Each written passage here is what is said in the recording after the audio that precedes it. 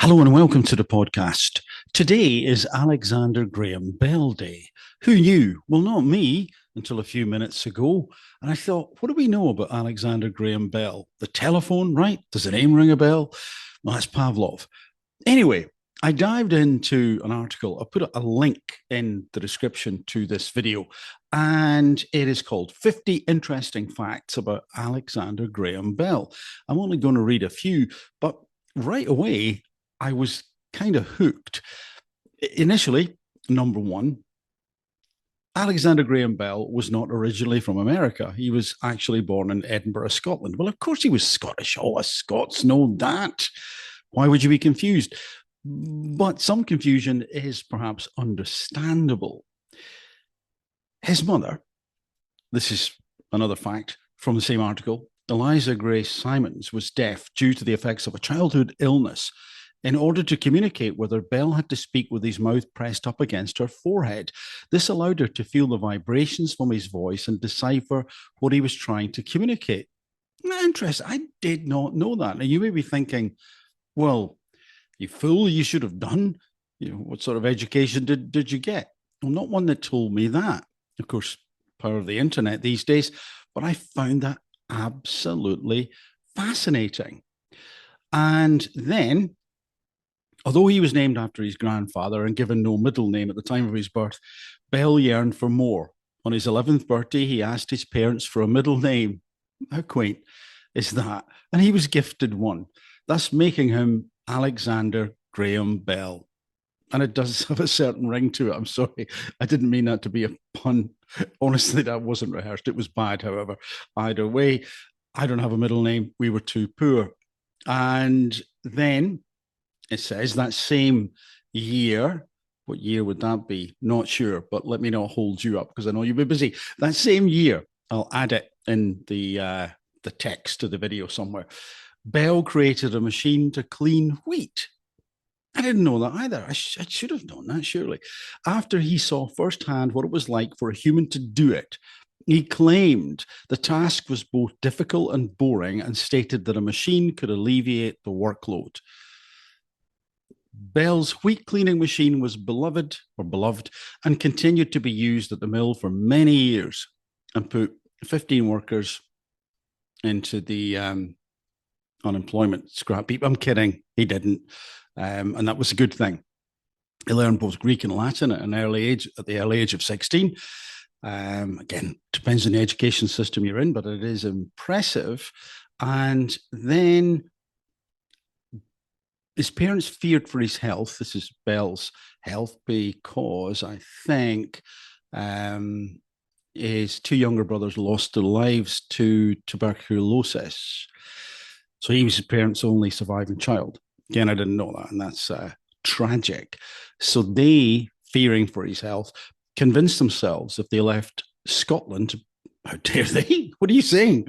But Scotland and the health, the climate, I suspect, Bell would have a better chance at survival. His father had been to Canada before, and in 1870, he decided his family would immigrate there. Bell did not come to the United States until 1871 when he moved to pursue his career in teaching at the Boston School for the Deaf. And I'm so sorry. I mean, this video is about how ignorant I am in many areas. And in particular, it would seem about Alexander Graham Bell. He briefly lived in Brentford, where he was taught the Mohawk language. After being the first person to put it in writing, the Mohawk people decided to crown him an honorary chief because he was the first person to put it in writing. What? This is astounding. And I double checked this. It's I believe these facts aren't made up. At the age of 25, he opened his own school in Boston. It was called the School of Vocal Physiology and Mechanics of Speech. Wow. This is where Bell met Mabel Hubbard, the woman who would one day become his wife.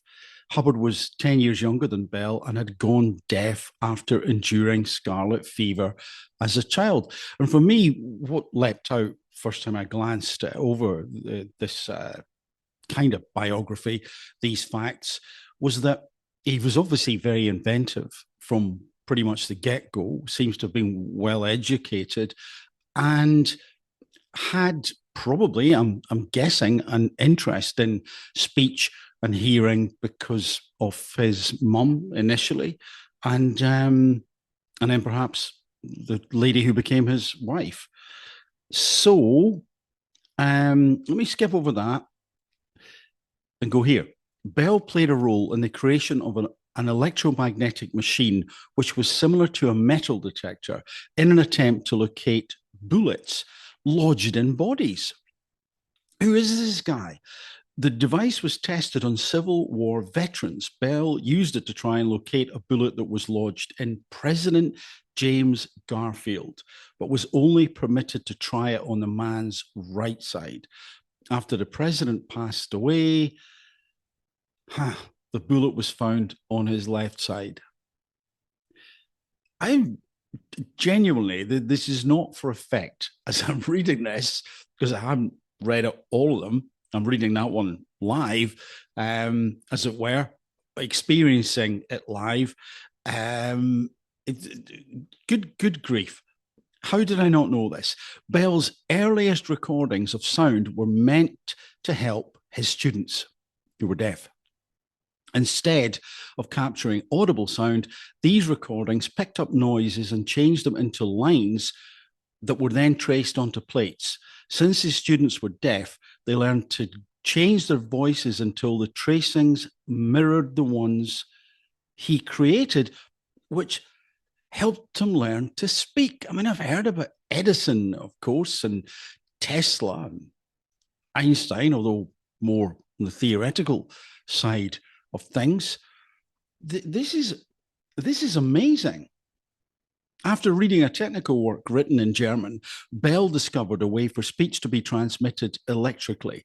It was not until later on he realized he had misunderstood what he read and accidentally stumbled upon the foundation for the telephone. And my reading of that is that because he had misread it, he thought he had read how to kind of create the telephone or the basis for it, then realized that's not what it was saying, but he then had already gotten the idea in his head. Bell once stated that if he knew anything about electricity, it would have discouraged his invention of the telephone. After all, everyone knew that it was not possible to transmit a voice through a wire. That is fascinating. In the last video, I was talking about beliefs and how we can give ourselves and each other a label, a belief, a filter through which we can look at the world, our ability to function in it, and of course, a way to look at ourselves. And some people give us a label that is, you cannot do that. You will be a failure at XYZ, or XYZ, I should perhaps be saying, with the American slant into today's video.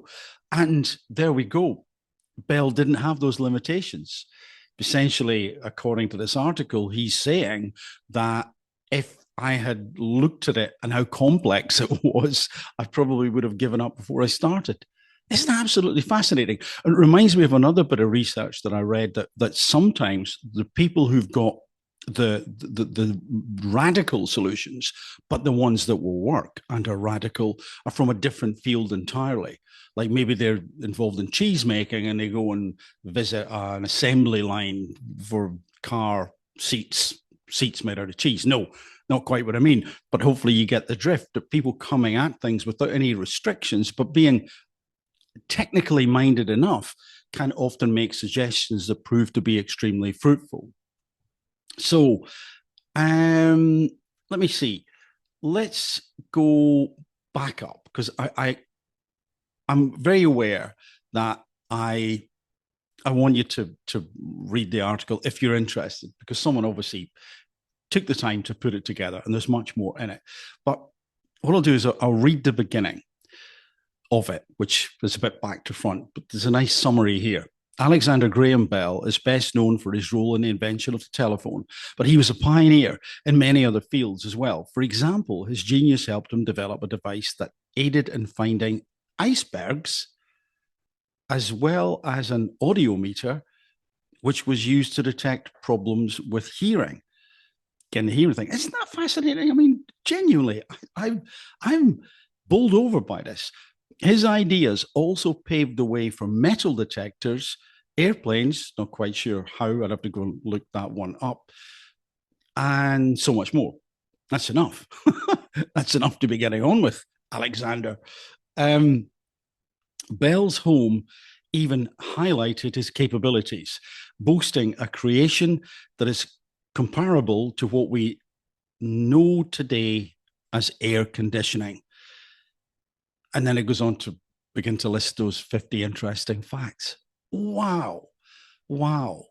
Just found all of that out because I saw the little headline at the bottom of the screen which said it was Alexander Graham Bell Day. Happened to click on it and thought, let me find out a little bit more about this guy, because I thought I knew. I knew nothing. Nothing. I hope you found that interesting. And if you did know all of that, I hope you didn't find me too ridiculous in not knowing it. But I have always promised on this channel that we'll look at things like leadership, self-leadership, critique some leaders, talk about personal development ideas that can help us go forward, and of course, to consider how other people function and to remain curious and interested and to be authentic. And I didn't know that stuff. I will not lie. Anyway, for the moment, from me, bye for now.